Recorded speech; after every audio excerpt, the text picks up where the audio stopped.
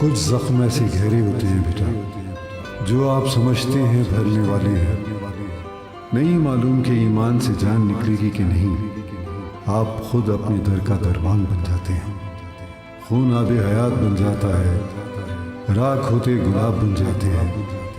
गुलाब हर दिल का रहनुमा है, वो अपनी खुशी देता है और कांटों में से सीधा रास्ता दिखाता है।